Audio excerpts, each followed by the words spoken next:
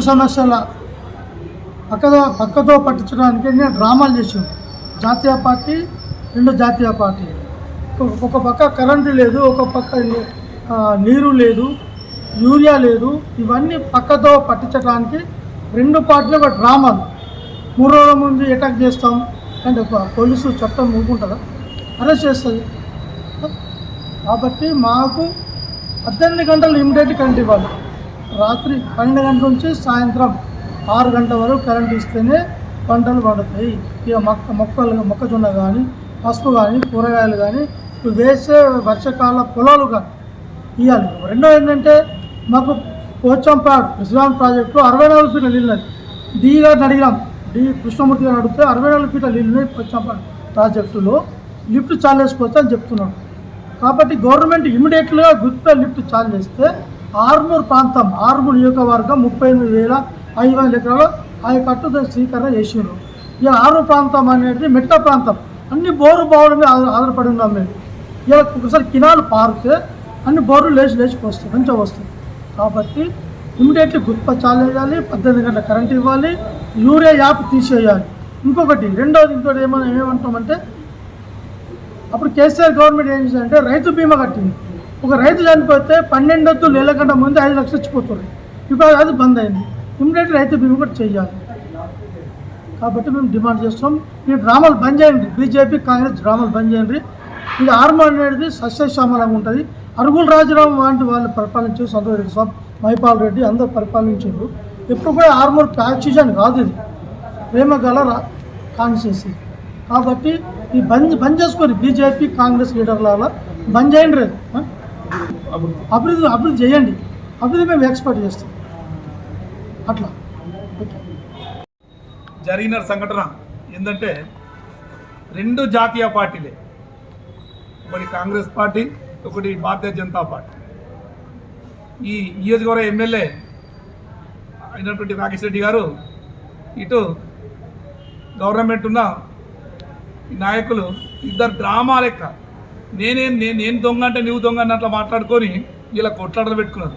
అయ్యా, మీరు కొట్లాటలు పక్కన పెట్టి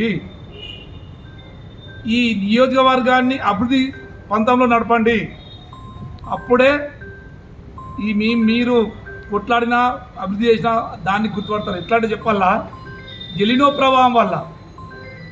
ప్రభావం వల్ల రైతులకు వర్షాభావం లేక రైతులు అల్లాడిపోతుంటే ఇక నియోజకవర్గ ఎమ్మెల్యేను గవర్నమెంట్ ఉన్న వాళ్ళు కలిసి మేడిగడ్డ నుండి రివర్స్ పంపింగ్ చేస్తే పోచంపల్లి లింపితే రోజు ఒక టీఎంసీ ద్వారా లింపితే ఇప్పుడు 15 టీఎంసీలు ఉన్నాయి. ఇంకొక 30 టీఎంసీలు లింపితే 45-50 టీఎంసీలు అయితే మేము ఏదైతే 14 గ్రామాలు అప్పుడు పునర్వాస గ్రామాలమై పోయి త్యాగం చేసారు మా తాతలు, మరి ఇవాళ వర్షాభావం లేకనే రివర్స్ పంపింగ్ అనేది దేనికి వచ్చింది? అప్పుడు టీఆర్ఎస్ గవర్నమెంట్ ముందు చూపుతోని రివర్స్ పంపింగ్ ఎప్పుడైనా ఇట్లా ఎనీలో కానీ ఏదైనా కరువు వస్తే రివర్స్ పంపింగ్ ద్వారా పోచంపాట్లో నీళ్ళని నింపి రైతాంగానికి ఇస్తామన్నాం. పోని మరి ఇప్పుడు రివర్స్ పంపింగ్ చేయొచ్చు కదా. గుత్పా అలీసాగర్ ఆయకట్టు రైతులు ఆరూరు ప్రాంతం కానీ ఆయకట్టు రైతులు ఎంతమంది ఉన్నారు, కొన్ని 1000 ఎకరాలు వండుతుండే కదా. మరి ఎందుకు గుత్ప దగ్గర నీళ్ళు లేవా, అలీసాగర్ దగ్గర నీళ్ళు లేవా? అయ్యా, ఇప్పటికైనా మీరు ఈ కొట్లాటల డ్రామాలు కాదు, ఈ డ్రామాలు మానుకోండి. ఏంటంటే మీ రెండు జాతీయ పార్టీలే, నేను కాదనట్లేదు. జాతీయ దీన్ని ఒక సామెత ఉన్నది ముందు అంటుర్రి, ఏమని ఆవులు కొట్లాడి లాగలక్కలు ఎరగొట్టకుర్రి. ఎందుకు ఎరగొట్టద్దంటే మా రైతాంగాన్ని మీరు నాశనం చేయకుర్రి. రైతాంగాన్ని అభివృద్ధి చెందాలంటే మీరు కలిసి కట్టు వేసి ముందు ఫస్ట్ రివర్స్ పంపింగ్ ద్వారా నీళ్లు తీసుకురండి. ఎలినో ప్రభావం వల్ల వర్షాభావం లేదు కాబట్టి అందులో రివర్స్ పంపింగ్ ద్వారా మేడిగడ్డ నుండి ఇందులో తీసుకొచ్చి గప్పుడు మీరు చూపెట్టండి. కానీ ఏదో నేను ఇదంట, నేను ఇదను అనే దాని మీద కోరుకోండి.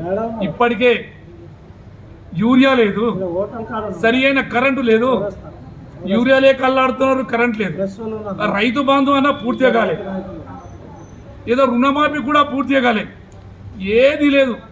రైతు అంతా పెట్టుబడులు పెట్టి భూమిలో పెట్టుబడి పెట్టి ఇంకా ఆకాశాన్ని చూస్తున్నాం. ఫస్ట్ దాన్ని అభివృద్ధి పథంలో నడిపించాలా. మీరు ఒక ఎమ్మెల్యేగా ఉన్నావు, ఒక ఎమ్మెల్యే ఏంటి ఇక్కడ ప్రతిపక్ష హోదాలో ఒక ఎమ్మెల్యే, నీవు ఒక జాతీయ పార్టీ ఎమ్మెల్యే రాకేష్ రెడ్డి గారు, మీరు కూడా రైతులకు అభివృద్ధి ఆర్మూర్ అంటేనే అభివృద్ధి, ఆర్మూర్ అంటేనే ఇది, దాన్ని చూపెట్టి మా రైతాంగానికి ముందు తీసుకోరు. కానీ నువ్వు కొట్లాడురా నేను కొట్లాడాలి మీరు తర్వాత చూసుకోర్రి. ముందు ఫస్ట్ అయితే ఈ ఎల్లిలో ఉన్నది కాబట్టి మీకు దయచేసి నేను చెప్తున్నా, ఈ రైతాంగం తరఫున ఏంటంటే మాకు కావాల్సింది ఈ రివర్స్ పంపింగ్. ఆ లిఫ్టులు ఉండే ఎందుకు మాకు మాకు 14 లిఫ్టులు ఉన్నాయి, అలీసాగర్ గుర్తే పెద్ద ఇవి ఉన్నాయి. మరి లిఫ్టులు ఉండే ఏం లాభం? అందులో ప్రాజెక్టులో నీళ్ళు లేకపోతే ఇప్పటికైనా రివర్స్ పంపింగ్ ద్వారా ఇందులో నీళ్ళు ఎత్తిపోసి ఈ ప్రాజెక్ట్ని కాపాడి, దానికే కాదు మళ్ళీ తాగడానికి నీరు కూడా లేదు ఆర్మూర్ ప్రాంతానికి. మళ్ళీ రాబోయే రోజులలో ఇదే ఇట్లా ఉంటే తాగడానికి కూడా నీళ్ళు ఉన్నాయ్యా. ముందు ఫస్ట్ దీని మీద చూపెట్టుర్రి, ఈ కొట్లాడని వద్దు.